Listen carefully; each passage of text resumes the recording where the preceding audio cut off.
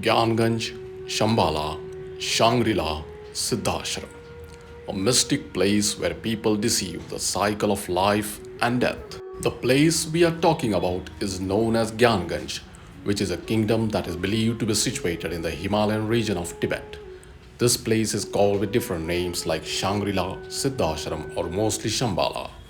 You will easily find many legends and stories surrounding the Himalayas and Tibet. However, the legend of Gyanganj continues to be the most intriguing one. If we go by what legends have to say, Gyanganj is accessible to only those who are skilled, accomplished yogis, or saints without bad karma. Several people claim to have visited Gyanganj.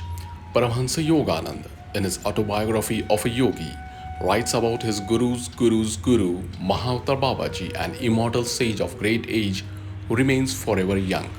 Yoganand mentions the sage abode to be a spot pulsating with the energy of siddhas and yogis, Gyanganj. It is said that Gyanganj, the dwelling of immortals, is positioned at an isolated valley in the Himalayas. The advocates of Gyanganj concept say that it is a holy realm that drafts the destiny of all. Shambhala is a Sanskrit word that means place of peace. It's a paradise, a place of enlightenment, only accessible by someone with a pure heart and supposedly located in the mountainous regions. Immortality is an unattainable desire that all of us humans nurture. What if it is told to us that there exists a place where people live without the fear of death?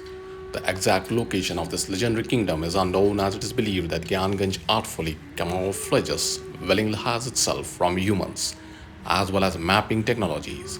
Some also believe that Gyanganj exists in a different plane of reality and thus cannot be detected by satellites. It is believed that Gyanganj is situated in the fourth dimension. Gyanganj is a mythical paradise spoken of in ancient texts, including the Kala Chakra Tantra and the ancient scriptures of the Dzangzung culture, which predated Tibetan Buddhism in western Tibet. It also appears in Indian and Tibetan folklore and literature. One cannot enter the place by merely walking. One has to first walk the path of spirituality and attain very high level. At such high level of spirituality, one's desire to find siddhashram goes down and the place eventually finds you.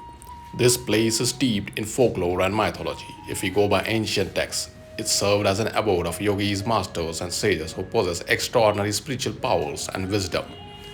It's also believed that these enlightened beings have somehow been able to achieve immortality and deceive the cycle of life and death. Also, to note that this place not only finds mention in Buddhist texts, but also in Hindu scriptures such as Ramayana and Mahabharata. It's believed to be set in the remote location and still remains one of the inaccessible regions of the Himalayas. Since there is a bit of a confusion on its location, as many believe it's located to be in Nepal, Uttarakhand, or even Himachal Pradesh, it has made it nearly impossible to ordinary people to find an access to this extraordinary realm.